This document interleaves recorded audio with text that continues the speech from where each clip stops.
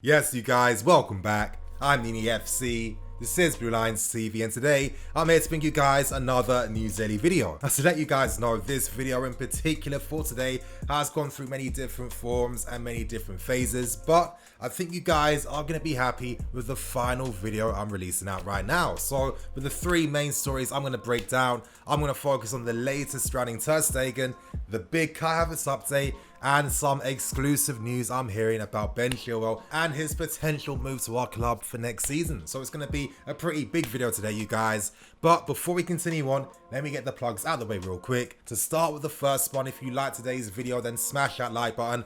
I'm going to be ambitious now that I have over 100,000 subs, and I'm going to go for 5,000 likes for today's video. And of course, for the second plug, you guys, today was officially the release of the away kits for next season. Now, I've already placed my order, and if you guys are already planning on making a purchase for that away kit, use my affiliate links below in the description.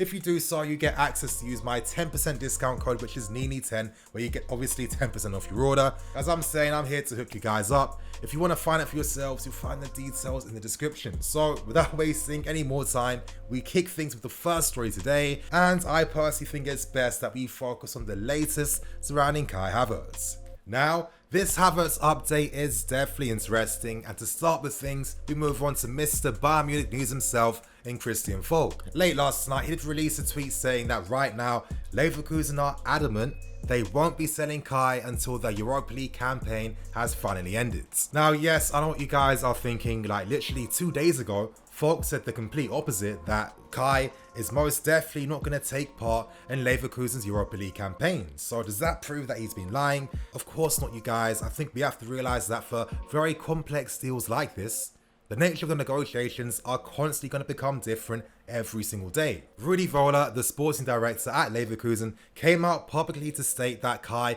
won't be leaving them until the Europa League campaign is over, and they're demanding at least 100 million euros to depart with their player. So in that sense, they are completely entitled to do so. Now, before you guys start to worry and maybe feel a bit negative about this news, don't worry just yet, you guys. Let me finish the story. I'm telling you, things are looking quite hopeful. Now, I have stated in previous videos that, of course, Leverkusen have missed out on securing a guaranteed UCL spot because they placed 5th in their domestic league. So, of course, if they do win the Europa League, we know that winners of that competition are guaranteed a Champions League spot for next season. So, for a club like Leverkusen, this is a massive opportunity that they can't afford to lose. They need to do their best to win this, because if they do, you guys, they're going to get so much UCL money, and right now UCL money is big, it's hot, and it's money that you can't afford to miss out on if you have an opportunity to get it in the first place. Now, let's move on to the more positive part of today's news, because reports are coming out from Germany stating that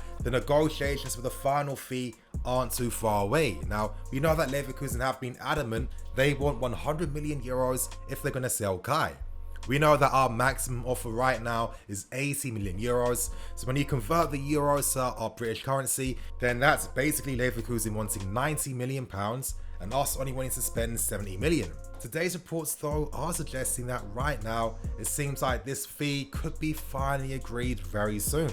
Leverkusen are happy to get 70 million up front as well as 20 million in clauses. So in that sense, this works out perfectly for both parties. And if you're asking me, I've always felt like this deal is going to naturally conclude once Leverkusen's fate in the Europa League has finally ended. At this point in time, we know that this mini European tournament is literally like 2 weeks, so let's say that Leverkusen, they progress and they beat Rangers, then they get knocked out in the next rounds, then that means that their campaign is over a lot quicker than they expected. And if you're asking me, this could work out in our favour even more. If you're Leverkusen, you're hoping for the best. You're hoping that, yes, we can sell Kai and generate up to nearly 100 million euros, and hopefully helps us get Champions League football for next season, where we basically get that same amount of money back. If Leverkusen missed out on getting Champions League football, that means that their negotiation power does not become as strong. And as we've seen time and time again with this club, We like to bide our time and wait for the perfect opportunity to strike a deal and make things happen. Right now, it's looking quite obvious that a deal won't be officially concluded until Leverkusen's campaign is ended in that Europa League tournament. And of course, it's going to explain why Rudi Völler is going to be so public and adamant that Kai won't leave for anything less than 100 million. Of course, they want to keep that power in the negotiation, but things are quite fragile.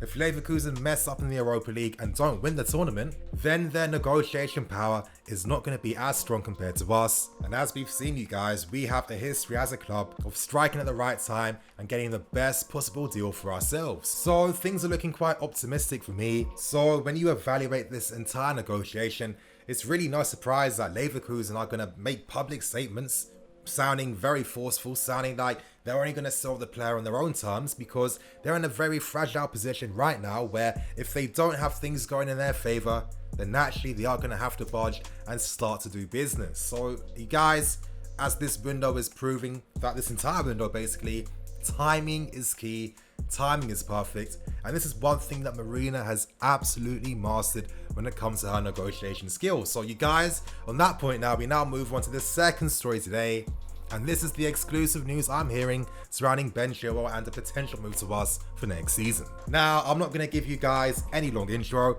I'm going to get straight into things. Right now, from what I've been told and what I'm hearing, it seems like Ben is not particularly happy with Brendan Rodgers and Leicester City. We know that Rodgers has been very public with his stance on not selling Ben for any money. Right now, Ben is trying to force a move away from the club. He's made his frustrations known to Brendan Rodgers and Leicester City, and now that Leicester have missed out on the UCL for next season, there are big hopes being spoken about right now, suggesting that Ben could be sold for £40 million.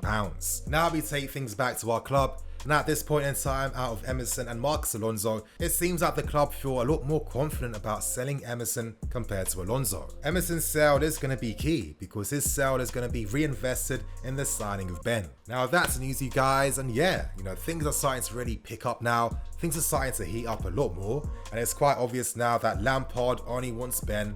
And as I've been stressing you guys, timing is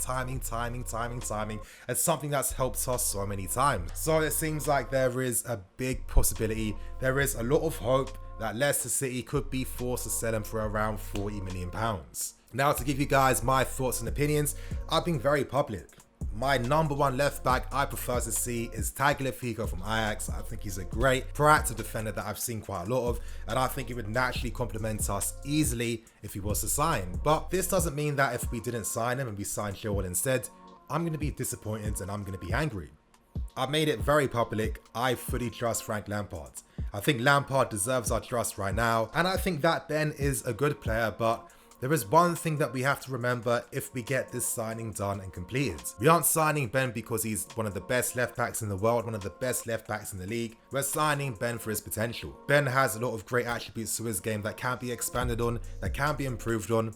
And right now at this club, with the coach and Frank Lampard, our coaching staff, our ability to improve the players we have, this could be the best environment for Ben to really maximize and fulfill his potential. You look at Ben's game, he's very good aerially, winning about 73% of his aerial duels, which is very good. And of course, Ollie, if you're watching this, man, thank you for that stat. But Ben has the pace. His timing of his runs inside the final third are very good. He's a very proactive style defender himself. And as I'm stressing, if we're signing Ben, we're not signing because he's the finish article. We're signing because we think he can become that finished article. I think his signing could signify so many things. I think that would imply that naturally maybe Lampard is focusing on maybe building a younger team that's going to need maybe more time and experience to fully develop and become the very best they can be. And also when it comes to the winning formula in a team, it's not about signing 11 of the best very players for your first team. Things such as team unity are very strong things.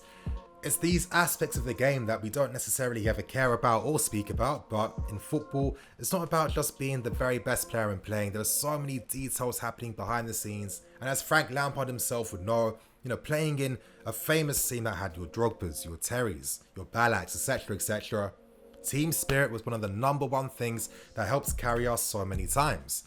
It was the main reason why we won the UCL in 2012, so we cannot forget, so we can't ignore the power of having a very united team.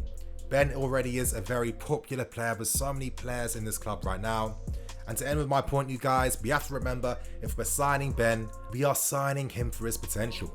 He's only 23 years old, but by the time he's 25, 26, this guy could be an elite left back in this country and in Europe as well. So you guys, now end things with the final story today.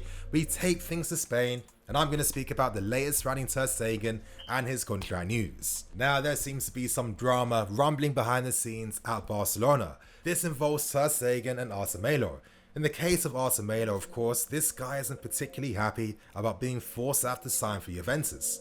Right now, he's taking a sabbatical back in Brazil, and he's not looking to play ball with Barcelona. To add to Barcelona's headaches, that comes in the form of Ter Stegen and this contract renewal news, because we have known for a very long time, and it's very public, Barcelona's finances this year in particular aren't looking too great. They can't sell Coutinho, they've been reducing his price every single week and month, there's no suitors available, and of course because of COVID-19 as well, that's really dramatically affected so many of the big teams across Europe. So right now, at this point in time, there are some hopes between Barcelona and Ter Stegen. Ter Stegen would ideally prefer to stay at Barcelona, however, there has been a major hurdle in these negotiations. Barcelona have proposed to Ter Stegen that if he was to renew and sign a new contract, hopefully he'd have to sign a contract that is less than his current deal. Now this is massive, this is big, and of course, due to these uncertainties, it means that other clubs are now trying to speak to Ter Stegen, speak to his camp, and find out what he's saying. Those two clubs in particular are us and Bayern Munich, and it seems like Ter Stegen isn't completely ruling out entering talks with either club. Now, Ter Stegen was questioned about the current renewal talks with Barcelona, and all he had to say was, we'll see what's going to happen. And we can't remember, you guys, Ter Stegen is 28 years old. This season he was nominated the second best goalkeeper in the world, right behind Alisson, and due to his age at 28 years old, Ter Stegen is in the prime years of his career. Now, during these periods, during these times, the next contract you sign at this age has to be a big one, because this could be your retirement money. This is the money you're looking to use once your playing days are over. And if Barcelona can't offer him a big contract, a better contract than he's currently on, and other clubs can, then this is where things get very, very interesting. Now with Bayern Munich, they have their German connection, and of course they're one of the best clubs in the world. But you like to think with us, now that we've signed Werner, now that we have Rudiger, now that we're very close to signing Kai Havertz as well, we're doing big things. We're a club in London that has money, that has ambition, that plays the right style of football, that has some of his international teammates at the club already. Are we guaranteed to sign them? Who knows? But we can't forget the club's ambition. Right now, as I've been stressing, timing. When you bide your time and you assess the market, options do become available. And I say this because a lot of people seem to be quite worried in the fan base that, this Kai Havertz news hasn't really picked up. We haven't signed a defender, we haven't signed a left back, time is running out. All I can say to that is be patient. There is a plan. We've seen that plan work with Werner, Ziyech, Pulisic, and so many players, you guys. And let's not forget too, it's not like Marina is exclusively focusing on Kai Havertz and Leverkusen 24/7. There's 24 hours in a day to speak to many clubs and conduct a lot of business. So let's be patient, you guys. Let's see how things turn out. I think right now the club are really exploring their options, because they know that if worse comes to worse, Onana is available for 30 million. I think at this point in time, the club have every right to just bide their time and really assess the market. At this point in time, they know that Onana is available for 30 million, and they know that Onana would be excited to join the club as well. So if anything messes up for those big ambitious players in your All Blacks, your Ter Stegens, you have a great quality fallback option in Onana. But anyway, you guys, that is going to be me for today. I hope you guys did enjoy it. Remember to like, comment, and subscribe. There are going to be some more videos coming out soon, so make sure you keep your eyes out for that. I'm FC. This is Blue Lions TV. I'll catch you guys later with some more videos.